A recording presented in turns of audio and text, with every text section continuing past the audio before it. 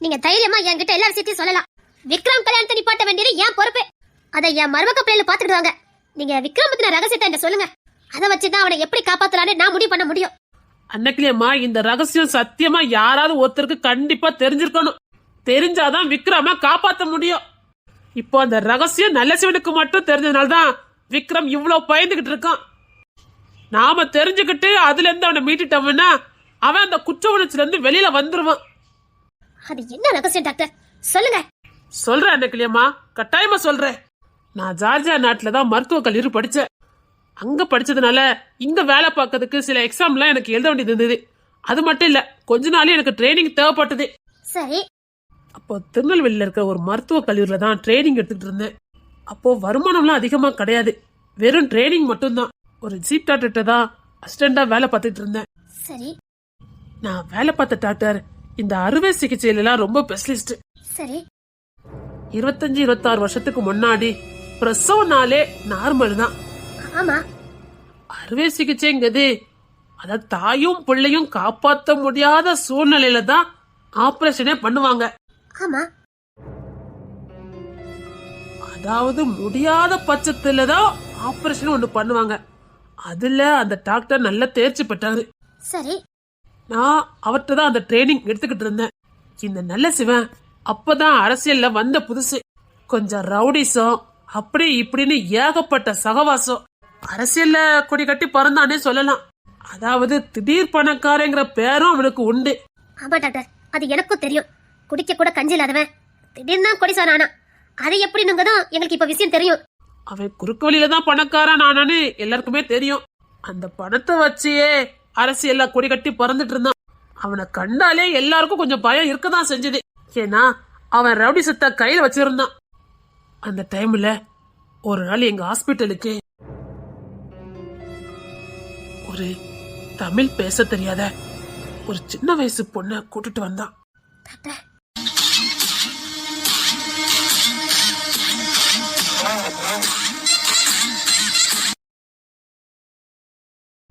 மிஞ்சி போனா அந்த பொண்ணுக்கு ஒரு 19-20 வயசுதான் இருக்கும்.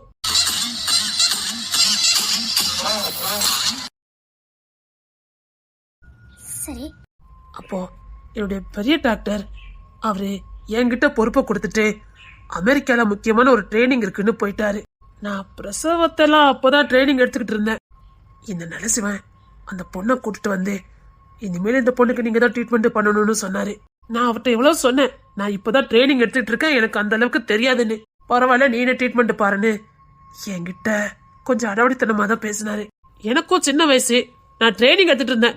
எனக்கும் ஒரு ஆர்வம், இதே மாதிரி ஒரு பேஷண்ட் கிடைக்காத, நாமளும் ட்ரைனிங் எடுத்துக்கலான்னு சரி நீ ட்ரீட்மெண்ட்டுக்கெல்லாம் ஏற்பாடுலாம் பண்ணினேன்.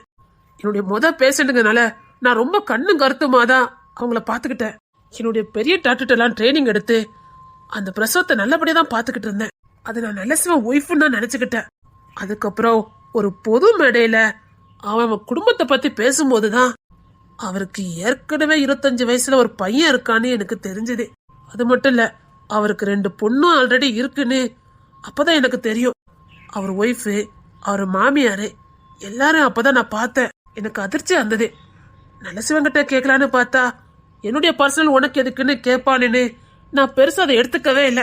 சரி ஏதாவது 2வது கல்யாணமா இருக்கும் அப்படின்னு தான் நினைச்சேன். அப்போ அது 2வது கல்யாணமா இல்லையா? இல்ல, கல்யாணம்லாம் பண்ணல. என்ன டாக்டர் சொல்லிட்டு இருக்கீங்க? இல்ல, அந்த பொண்ணுக்கு தமிழ் எல்லாம் தெரியாது. என்ன டாக்டர் இப்படி சொல்லிட்டு இருக்கீங்க? ஆமா நக்கிலியம்மா, அந்த பொண்ணுக்கு தமிழ்லாம் தெரியாது. அப்புறம் இந்த ஹாஸ்பிட்டலுக்கு இப்படி வரும்போது கொஞ்சம் கொஞ்சம் தமிழை கத்துக்கிட்டா. அந்த பொண்ணுக்கு உலக அறிவுன்னு எதுவுமே கிடையாது. என்ன சொல்றீங்க?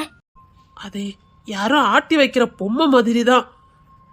அதிகமா பேசலாம் தெரியாது. நாம பேசுறது புரியும், மற்றபடி அவங்களுக்கு தாராளமா தமிழ் பேச தெரியாது. ஆனா எப்பவும் செக்கப்புக்கு நல்ல சிவன் தான் கூட்டிட்டு வருவான். ரொம்ப கண்ணும் கருத்துமா அந்த குழந்தைய பாத்துக்கிட்டான். நான் கூட அது பாசம் தான் நினைச்சேன். அப்புறம் அது பையனான்னு என்கிட்ட உயாம கேட்டுக்கிட்டே இருப்பான். நல்ல சிவன் மேல எனக்கு ஒரு சந்தேகம் வர ஆரம்பிச்சது. அப்படியே கிட்டத்தட்ட ஒரு 8வது மாசம் இருக்கும். அப்பதான் அந்த சம்பவம் நடந்தது.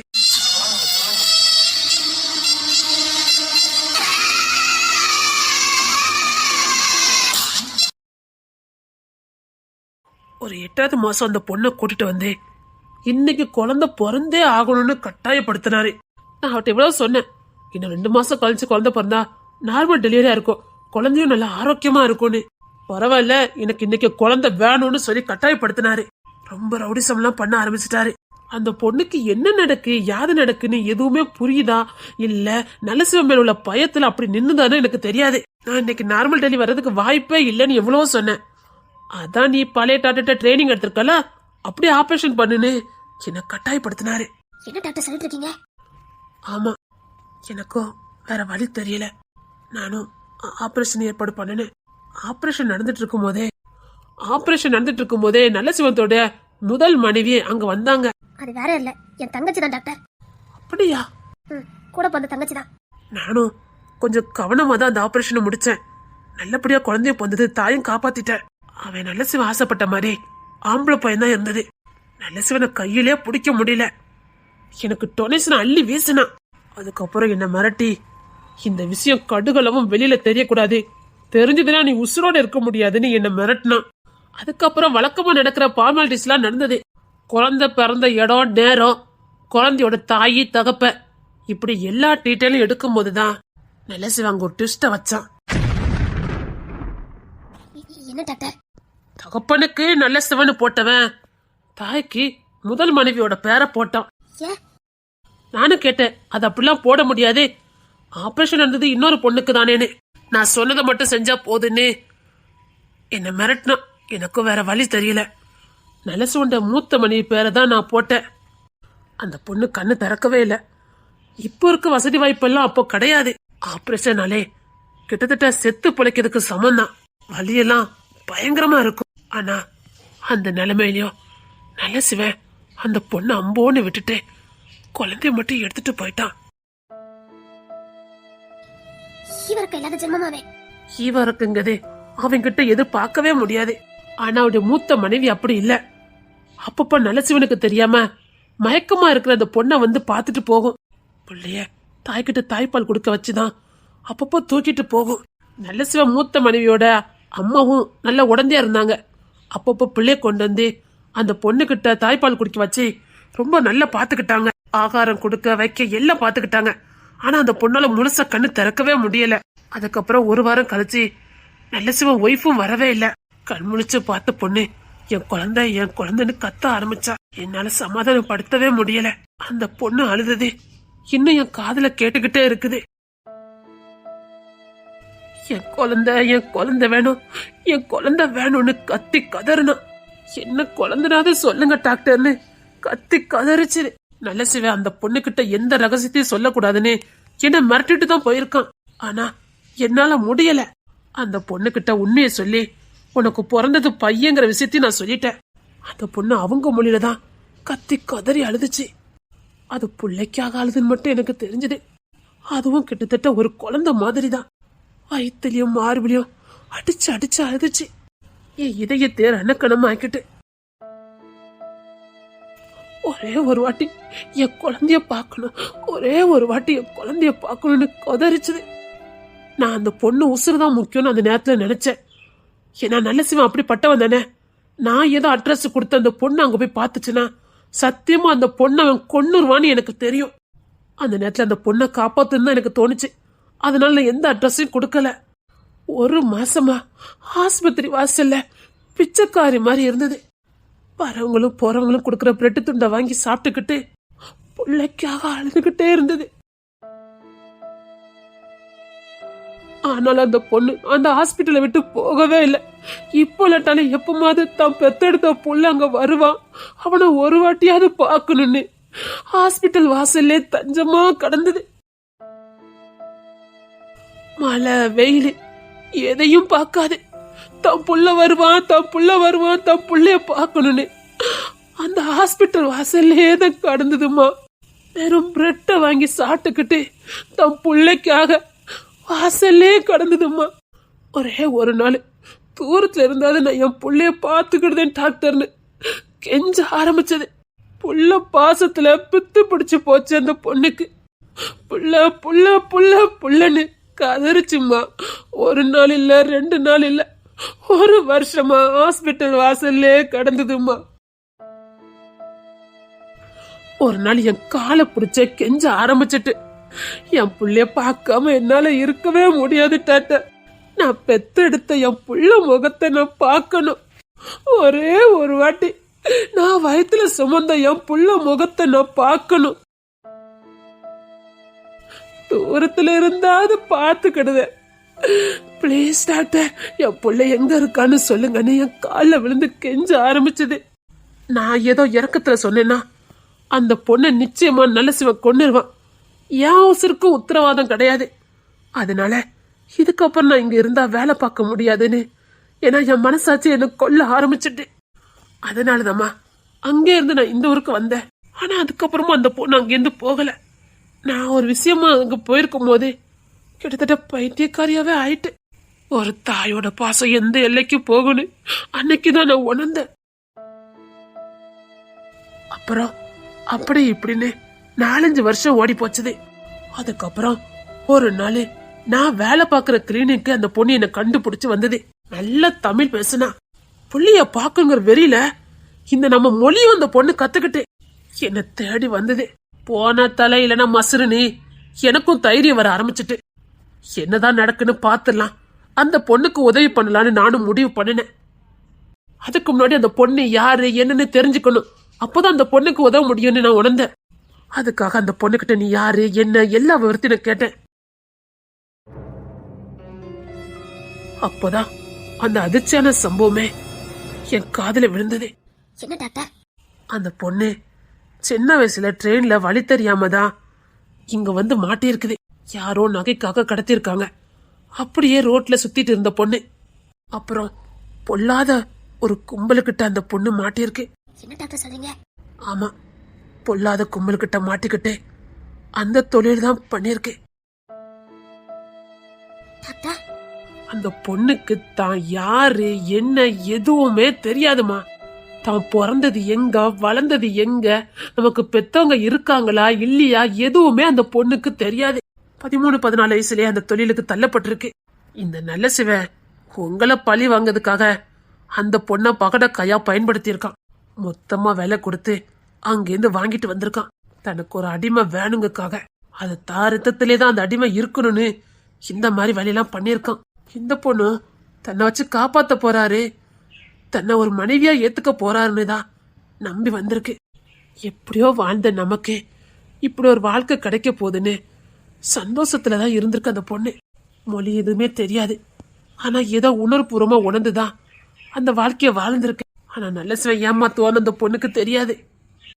எப்படி அந்த பொண்ணை ஏமாத்ததுக்கு நல்ல சிவனுக்கு மனசு வந்ததுன்னு தெரியல. இல்லைன்னா எதுக்கு அந்த பொண்ணை அவன் ஏமாத்துறான்னு தெரியல. எல்லாத்தையும் தெரிஞ்சுக்கிட்ட நான் தான் அந்த பொண்ணுக்கு உதவி பண்ணலான்னு முடிவு பண்ணினேன்.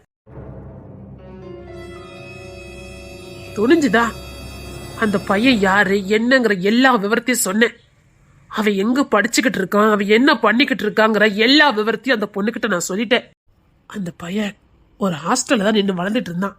அதை நான் தெரிஞ்சுக்கிட்டேன். இந்த பொண்ணு அங்க நான் கூட்டுக்கிட்டு போனேன். நல்ல சிவன் புள்ளைய தாய்கிட்ட இருந்து புரிச்சாலும் தாயும் புள்ளைய ஒண்ணு எப்படி சேராமலா போயிருவாங்கன்னு நம்பிக்கையில தாமா அந்த பொண்ணை நாங்க கூட்டிட்டு போனேன். தாய பார்த்தோன்னு கட்டி பிடிச்சி அம்மானு கதறுவான்னு பார்த்தேன். ஆனா இந்த விக்ரம் சொன்ன ஒத்த வார்த்தை அந்த பொண்ணு செத்தே போச்சுதுமா. என்ன டாக்டர் சொல்லிட்டு இருக்கீங்க? ஒரு ஈன பிறவியாலதான் 5 வயசு குழந்தை மனசுக்குள்ள இப்படிப்பட்ட நெஞ்ச விதைக்க முடியும்னு அன்னைக்குதான் நான் உணர்ந்தேன். ஆமா அண்ணக்கிளியம்மா, இந்த பொண்ணு தான் புள்ளைய பாக்குற சந்தோஷத்துல அந்த குழந்தைய கட்டி அணைக்க போச்சுது. புள்ளைய பாத்துட்டோன்னு கண்ணீர் மழுக கத்திக்கிட்டே போச்சுது. என் தங்கமே என் வைரமேனு அப்படியே அழுதுகிட்டே அந்த பொண்ணு அந்த குழந்தைய தூக்க போச்சுது. அப்ப இந்த விக்ரம் ஒரே ஒரு வார்த்தை சொன்னான் பாருங்க. இந்த பொண்ணு யாருங்கத 5 வயசு பிள்ளைக்கு சொல்லி கொடுத்தே வளர்த்திருக்கான் இந்த நல்ல சிவன். நீ அந்த மாதிரின்னு 5 வயசு புள்ள அவன் வாயால சொல்லிட்டாமா. அந்த பொண்ணு புழுவா துடிச்சு அங்கனையே அப்படி பொத்துன்னு விழுந்தாமா. நானும் ஓடி போய் உங்க அம்மா அப்படிப்பட்டவங்களா இல்ல, உங்க அம்மா ரொம்ப நல்லவங்கடான்னு சொன்னேன். அந்த பையன் ஆஹா இல்லவே இல்ல, எங்க அப்பா சொன்னா சரியா இருக்கும், எங்க அப்பா நல்ல சிவ, எங்க அம்மா இப்ப மூத்த போவ இருக்காங்களா அவங்க பேரை சொன்னான்.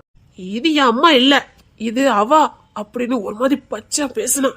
அது மட்டும் இல்ல, நான் வளர்ந்து அன்னக்கிளிய கொல்லாம விட மாட்டேன், என் அப்பாவையே அவ தலைக்குடிய வச்சுட்டா அப்படின்னு 5 வயசு புள்ள பேசினாமா. என்னால அந்த அதிர்ச்சியில இருந்து மீண்டு வரவே முடியல. ஒரு 5 வயசு குழந்தையால இப்படிலாம் பேச முடியுமான்னு அன்னைக்குதான் எனக்கே புரிஞ்சுதுங்கிறத விட ஆச்சரியமாவும் திகைப்பாவும் இருந்தது, பயமா இருந்தது. 5 வயசு புள்ள மனசுல இப்படி நஞ்ச விதைச்சிருக்கான்னா இது இன்னும் 10-15 வயசுல எப்படி வளர்ந்து நிக்கும்னு எனக்கு பயமா இருந்தது. அன்னக்கிளி குடும்பத்தை அழிப்பேன், அன்னக்கிளிய கொல்லுவேன், அந்த அன்னக்கிளி குடும்பத்துல ஒருத்தர் கூட உசுரோட விட மாட்டேன்னு 5 வயசு புள்ள சொன்னாமா. அது மட்டும் இல்ல, பெத்த தாயை பத்தி எவ்வளவு கீழ்த்தரமா பேச முடியுமோ அவ்வளவு கீழ்த்தரமா பேசினா. அந்த பொண்ணு அப்பமே பாதி செத்து போச்சுது. எனக்கு அப்படியே அந்த குழந்தைய விட்டுட்டு வர்றதுக்கு மனசு இல்ல. ஏன்னா எனக்கும் இள ரத்தம், எனக்கு அப்போ கல்யாணம் எல்லாம் ஆகல. எனக்கு ஒரு துணிச்சல், இந்த குழந்தைய நான் இப்படியே விட்டுட்டு போனேன், இது எதிர்காலத்துல எப்படி வளர்ந்து நிக்கணும்னு எனக்குள்ள ஒரு கேள்வி. என் கண்ணு முன்னாடியே ஒரு குழந்தையோட எதிர்காலம் அழியக்கூடாதுன்னு ஒரு முடிவு பண்ணினேன். அதனாலே அந்த ஹோமுக்குள்ள போய் எல்லா விஷயத்தையும் நான் சொல்லிட்டேன். அந்த ஹோமும் எனக்கு உதவி பண்ணுனாங்க. என்ன சொல்றீங்க? ஆமாமா, நீங்க உங்களுக்குன்னு ஒரு ஹோம கொஞ்சம் யார் தயவு இல்லாம நடத்திட்டு இருந்தீங்க. அதாவது அது கவர்மெண்ட் அப்ரூவல் இல்லாம உங்க சொந்த குழந்தைய நீங்க வளர்த்துட்டு இருந்தீங்க. அதாவது உங்க குழந்தைங்கிற பேர்லயே உங்க வாரிசுங்க பேர்லயே ஒரு 15 பிள்ளைய நீங்க வளர்த்துட்டு இருந்தீங்க, ஞாபகம் இருக்கா? அதுல தானே உங்க மகன் சதீஷும் வந்தாரு. ஆமா. அதுல ஒரு பிள்ளையாதாமா இந்த விக்ரமும் இருந்தான். என்ன சொல்றீங்க? ஆமாமா. அதுக்கப்புறம் அந்த சட்டம் கிட்டன்னு எல்லாம் மாறும்போது அப்படி வச்சு நடத்தக்கூடாதுன்னு சொல்லி கவர்மெண்ட் அப்ரூவோட தான் நடத்தணும்னு சொல்லி அப்போ ஒரு சட்டம் வந்தது. அதுக்கப்புறம் நீங்க ஒரு 13 குழந்தைங்களை தனியா பிரிச்சு விட்டீங்க, தனித்தனி ஹாஸ்டல்ல சேர்த்து விட்டீங்க. அதுல ஒரு ஹாஸ்டல்ல தான் உங்க பையனும் படிச்சான். யாரு? கிஷோரா? உங்க கிஷோரே தான். அந்த ஹோம் எனக்கு உதவி பண்ணாங்க. இது ஒரு தெய்வத்தோட குழந்தை, இந்த குழந்தையோட இந்த பையன் வளர்ந்தா நிச்சயமா நல்லவனா இருப்பான். அதனால எங்களால முடிஞ்ச வரைக்கும் 12ஆம் கிளாஸ் வரைக்கும் நாங்க ஒன்னா பாத்துக்கிடுதோன்னு எனக்கு சத்தியம் பண்ணி கொடுத்தாங்கம்மா. அப்போ அதனாலதான் என் பிள்ளை கூட வளர்ந்தானா? அப்ப நல்ல வேலைக்குன்னு என் பிள்ளை கூட பழக விடலையா?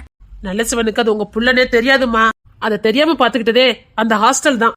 ஸ்கூல்லயும் ஓரளவுக்கு மேட்ச் பண்ணிட்டாங்க. அப்புறம் அந்த தாய் பார்க்க வரவே இல்லையா?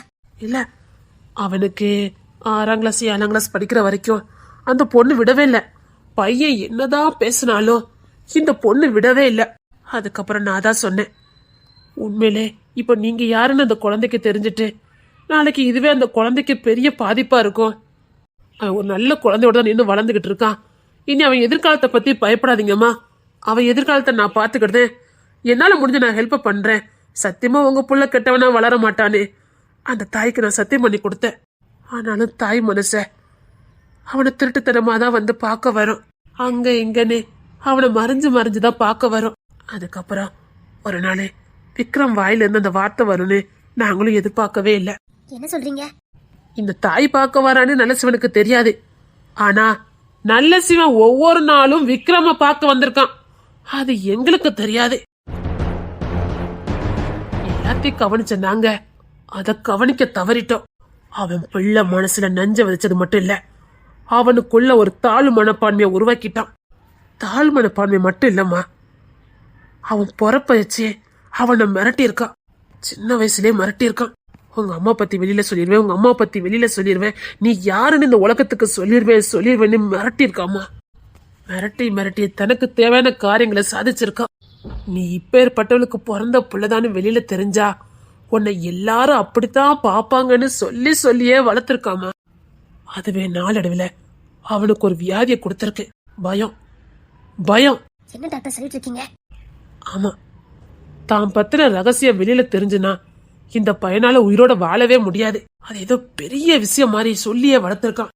தான் யார் பெத்த புள்ளன்னு தெரிஞ்சா தனக்கு வர மனைவியோ தனக்கு வர புள்ளையோ தன்னை மதிக்க மாட்டாங்க, தன்னை கொச்சையா பாப்பாங்க, தன்னை கீழ்த்தரமா பாப்பாங்கன்னு இவன் மனசுல நஞ்ச விதைச்சிருக்கான். அதனாலே இந்த விக்ரமுக்கு குழந்தைனாலே ஆகாது. அவனால யாருக்கிட்டையும் பழக முடியாது. ஒருவேளை பழகி அவங்களுக்கு தான் பொறப்பை பத்தி ஏதாவது தெரிஞ்சதுன்னா அவங்க தன்னை வேற மாதிரி பார்க்க ஆரம்பிச்சிருவாங்களோங்கிற பயம்.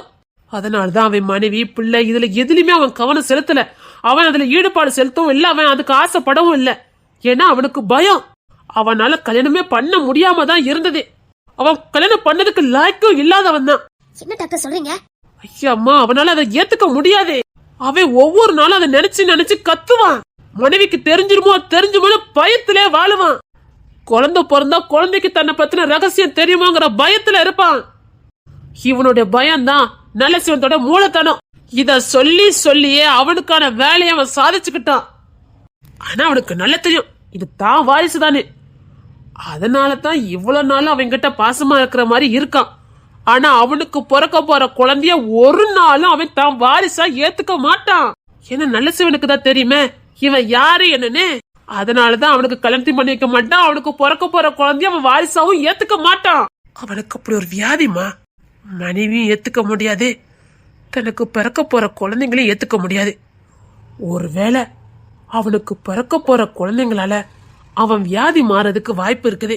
ஆனா அவன் அதிர்ஷ்டம், அவனுக்கு ஒரு நல்ல மனைவி கிடைச்சா அவளுடைய அரவணைப்புல இருந்திருந்தா கூட அவன் அதுல இருந்து மீண்டு வர்றதுக்கு வாய்ப்பு இருக்குது. இன்னொன்னு, இவனுக்கு இன்னும் கஷ்டம் நஷ்டம் பெண்கள் யாரு என்ன எதுவுமே அவனுக்கு தெரியாதுமா. அதனாலதான் தன்னால உருவான கருவை கூட அவனால அதை ஏத்துக்க முடியல. அது இல்லன்னு அவன் நம்புறான். அது தான் உசுறுதானே அவனாலே நம்ப முடியல. என்ன நல்ல சிவன் அப்படித்தானே சொல்லி வளர்த்திருக்கான். அவன் பிள்ளைங்க வளர்ந்து நின்று அவனுக்கு நேரா நின்று பேசும்போது ஏன்னா அவன் நம்பி அந்த வழியில இருந்தும் அந்த வியாதியில இருந்து வெளியில வர்றதுக்கு வாய்ப்பு இருக்குது.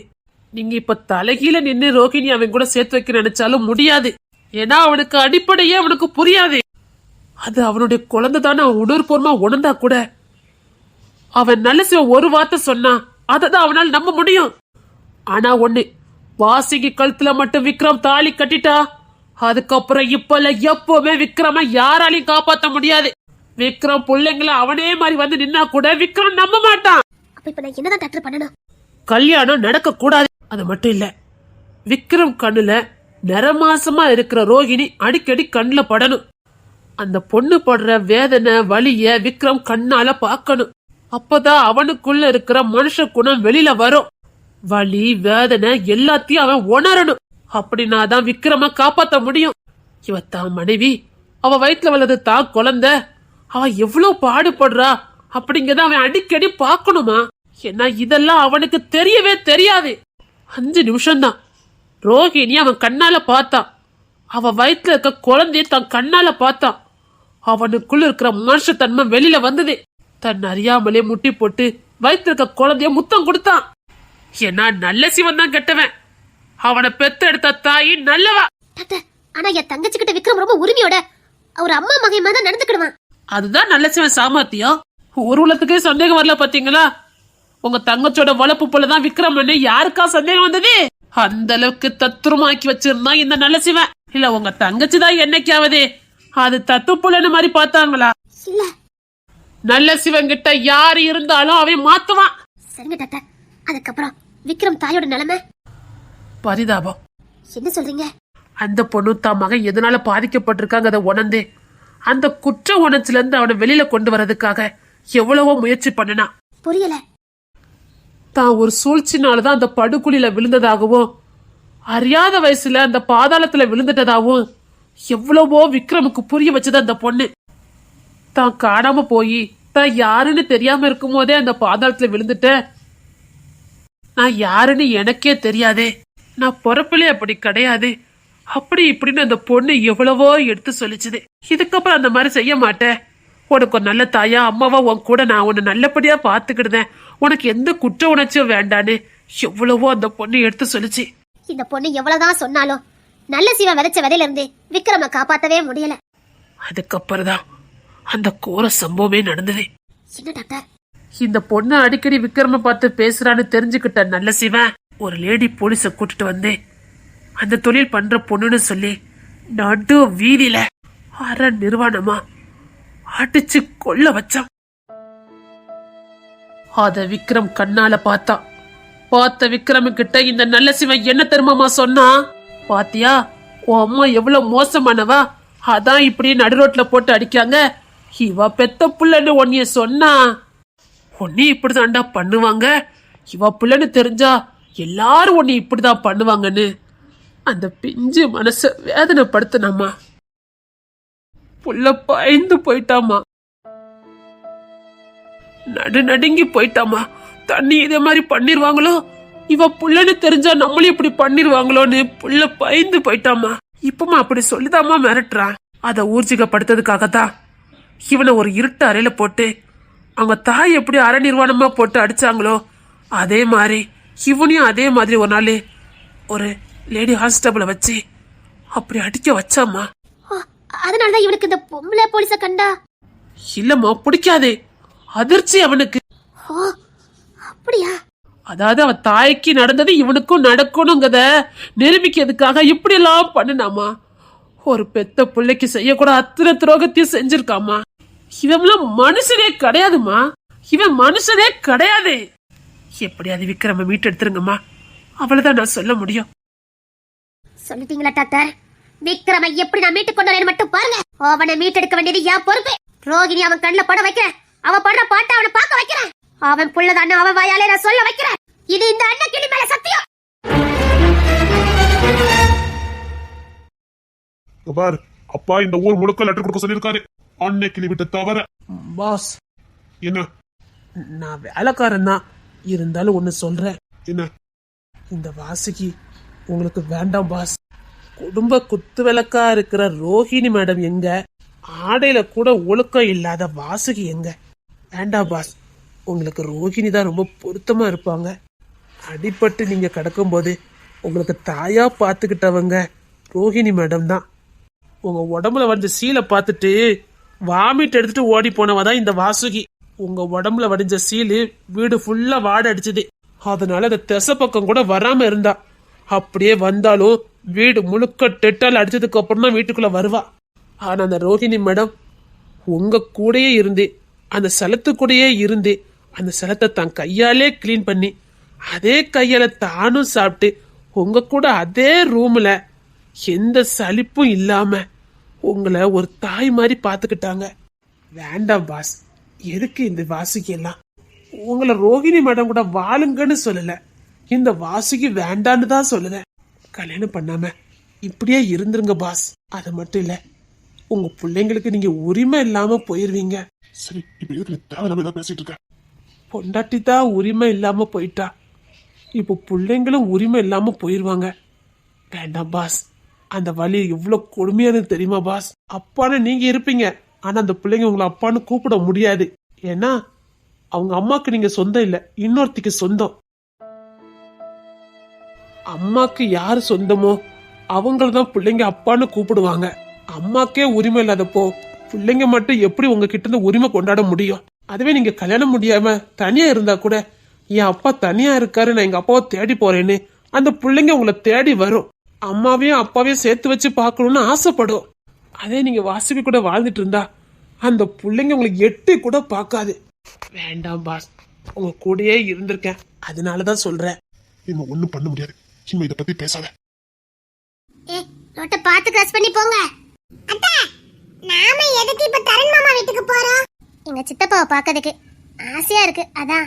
பாட்டி போக வேண்டாம்னு சொன்னாங்க, மீறி வந்துகிட்டு இருக்கோம். சரிடா, நான் பாட்டி கிட்ட பேசிக்கிடுதேன், நீ போ. பாட்டிக்கு தெரிஞ்சா சத்தம் போடுவாங்க அத்தை. சரிடா, நான் சமாளிச்சுக்கிடுதேன். சின்ன புள்ளைல கேள்வி கேட்டே நம்மள கொல்லுவானுங்க, இப்போ நமக்கு அட்வைஸ் பண்ணியே கொள்றானுங்க. இன்னும் 2 தடவை தாண்டி போகணும். சரிடா, பரவாயில்ல, போங்க. இதுக்கு அந்த அண்ணன் கோயில் தெரு வழியாவே வந்திருக்கலாம். நான் இப்படியே மெயின் ரோட்லயா போயிடலாம்னு நினைச்சேன். இது மறுபடியும் நம்ம ஊருக்குள்ள தான் போவோம். அதுக்கு தான் நான் முதல்ல சொன்னேன். ஆமா பெரிய மனுஷி, அண்ணாச்சி கடைக்கு வரணும் போல இருந்தது, அதான் வந்தேன். அத்தை, நீங்க எதுக்கு ஸ்லேட் குச்சி அங்க இங்க தின்னுட்டு இருக்கீங்க? ஐயோ அம்மா தாயே, கேள்வி கேட்காம போமா. இதுக்கு மட்டும் எனக்கு விடையே தெரிய மாட்டேங்குது. நீ திம்பலாம் அப்படிதான் அத்தை திம்மாங்களா இருக்கும். உனக்கு என்கிட்ட வம்பளுக்கதே பொழப்பா போச்சுல. ஆமா தாயே, தெரியாம சொல்லிட்டேன், போமா. இப்படிதான் பொம்பளை பிள்ளை பார்த்து பயப்படணும். சரிதான் அத்தை. ஆமாமா பெரிய மனுஷி, சரிதான்.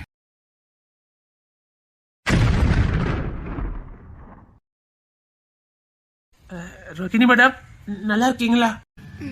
நல்லா இருக்கேன். விக்ரம் மாமா. என்னடா? என்ன மாமா கண்டுக்காம நின்னுட்டு இருக்கீங்க? இப்ப நம்ம மாமா இல்லடா, அது ஊரா விட்ட மாமா. அன்பரசி, போங்க மாமா, நான் உங்ககிட்ட பேச மாட்டேன். ஐயா, அன்னைக்கு நீங்க பைக்ல போகும்போது நான் உங்களை கூப்பிட்டுட்டே இருந்தேன், உங்களுக்கு காது கேட்கவே இல்ல. அது வந்து போங்க மாமா,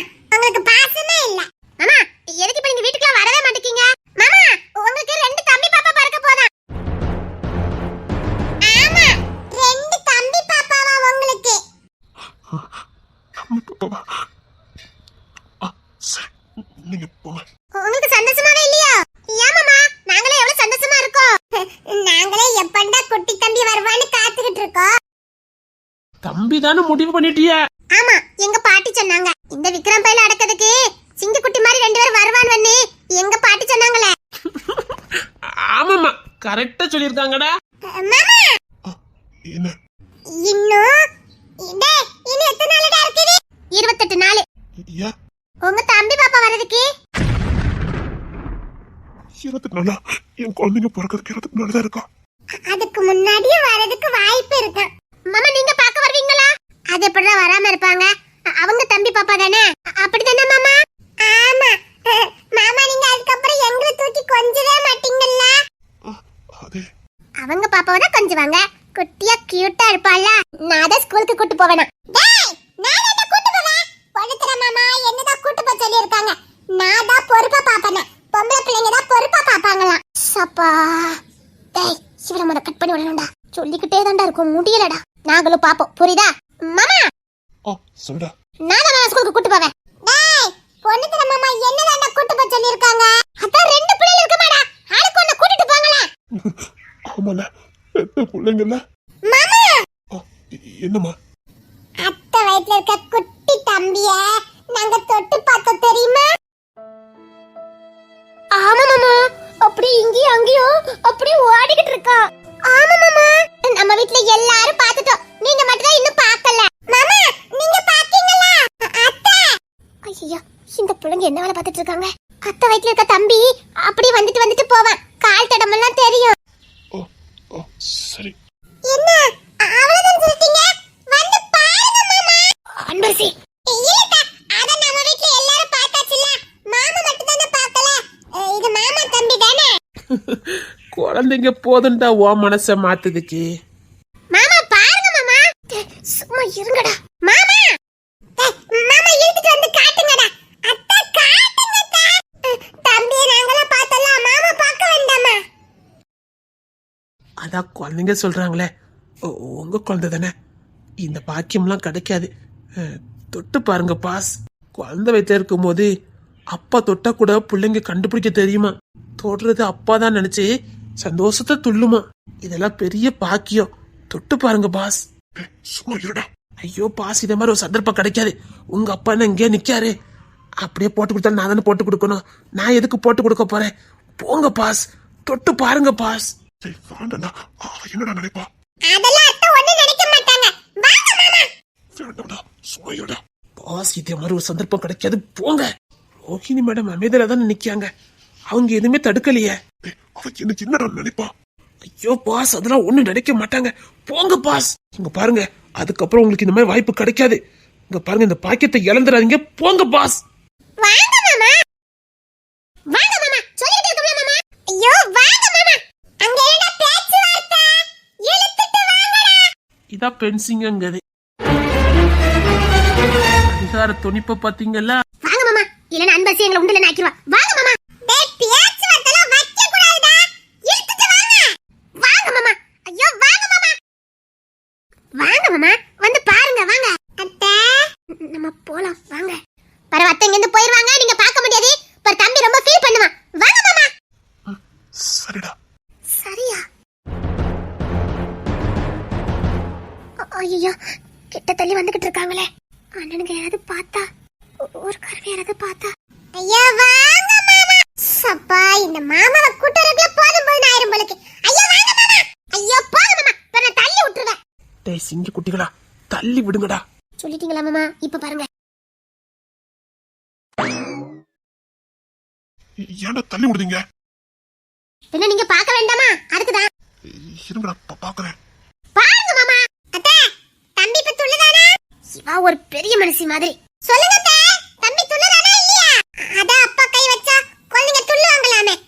துள்ளுதானே பாப்பா? சப்பா, இவ வாய் எங்க இருந்து கத்துக்கிட்டு வந்தா? ரோகிணி அழுதுறாத. ரோகிணி, இவர் முன்னாடி நீ அழுதுறாத. கண்ணீரை பார்த்து காதல் வரக்கூடாது. அழுதுறாத. நீ கம்பீரமாவே இரு. புருஷனை பார்த்தோன்னு அழுக வரதான் செய்து. அவரை பார்த்தோன்னு என்ன அறியாம அவரை கட்டி பிடிச்சு அழணும் போலதான் இருக்கு. ஆனா அப்படி அப்படி செஞ்சா நான் தோத்து போயிருவேன். என்னை என் பிள்ளையும் வேண்டான்னு சொல்லிட்டு போனவரை நான் எப்படி? பாத்தீங்களா மாமா? என் குழந்தை என் குழந்தை என் புள்ள என் புள்ள.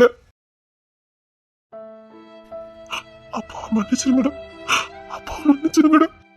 என் புள்ள என் புள்ள என் புள்ள. கை வச்சு பாருங்க மாமா. அப்பாடா, நீங்க என் பிள்ளைங்கடா.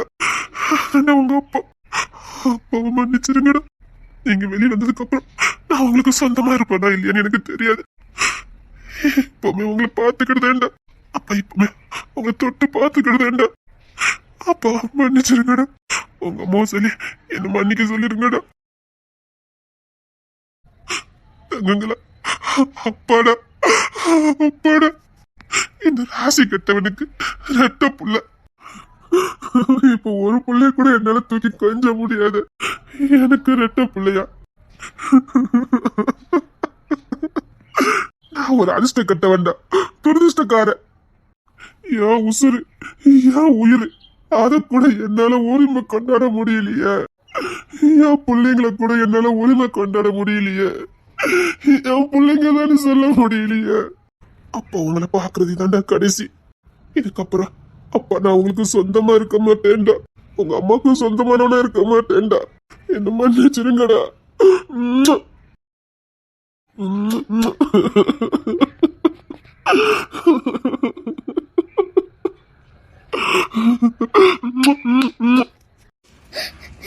என் கடவுளை நீ எப்படி சாதிக்கிற? ஏன் எங்க ரெண்டு பேரையுமே இப்படி சோதிக்கிற? போதும் விட்டுருங்க, என்னால தாங்க முடியல. பிள்ளைல பத்திரமா பாத்துக்கடி. பிள்ளைங்க சந்தோஷமா பாத்துக்கடி.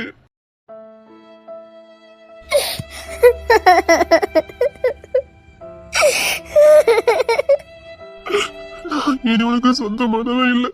நான் இனி உனக்கு சொந்தமானவே இல்லை.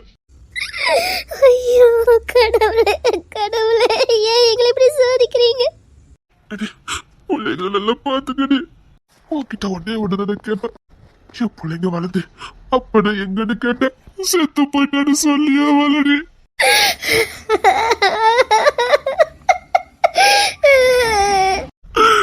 அப்ப செத்து போயிட்டான்னு சொல்லியா வளர்த்துறடு. நான் இன்னொருத்திக்கு சொந்தம்னு சொல்லி மட்டும் வளர்த்துறாதடி. நான் செத்து போயிட்டேன்னு சொல்லி வள. அப்படியாவது நான் நிம்மதியா வாழ வேண்டி. ஒரு பொண்டாட்டிக்கு இதை விட ஒரு புருஷன் பெரிய தண்டனை கொடுக்கவே முடியாது.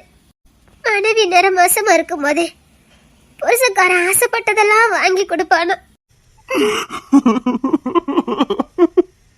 ஆனா நான் நேரம் மாசமா இருக்கும் போது நான் செத்து போயிட்டேன்னு என் பிள்ளைங்க கிட்ட சொல்லி வளன்னு சொல்றீங்களே. நான் என்ன அவ்வளவு துரதிருஷ்டக்காரியா இல்ல அவ்வளவு பெரிய பாவியா? எனக்கு மட்டும் ஏன் இவ்வளவு தண்டனை கொடுக்குறீங்க? உங்களை உசுருக்கு உசுரா காதலிச்சதை தவிர வேற எந்த தப்புமே நான் பண்ணலையே. எனக்கு ஏன் இவ்வளவு பெரிய தண்டனை கொடுக்கீங்க?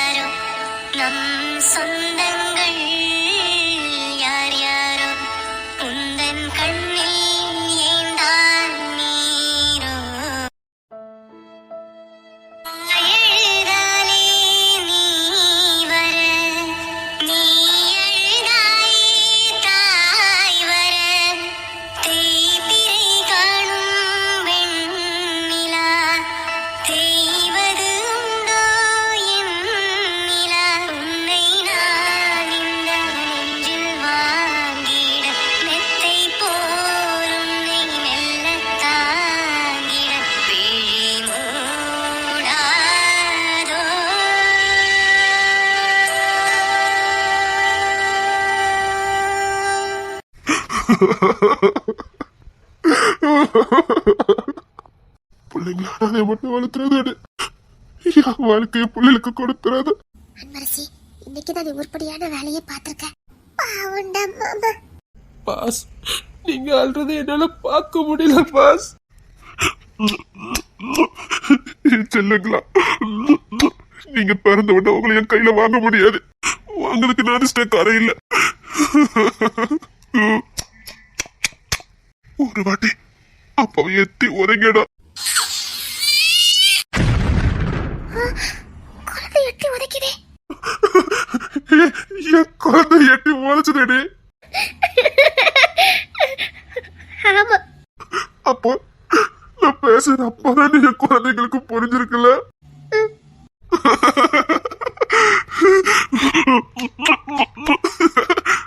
அப்பான்னு உங்களுக்கு தெரியுதாடா? நீங்க தான் என் பிள்ளை எனக்கு தெரியாம போயிட்டாடா. உங்ககிட்ட ஒண்ணே கேட்கலாமா? கேளு. உங்க கையால ஒரு வாய் சோறு ஊட்டி விடுறீங்களா?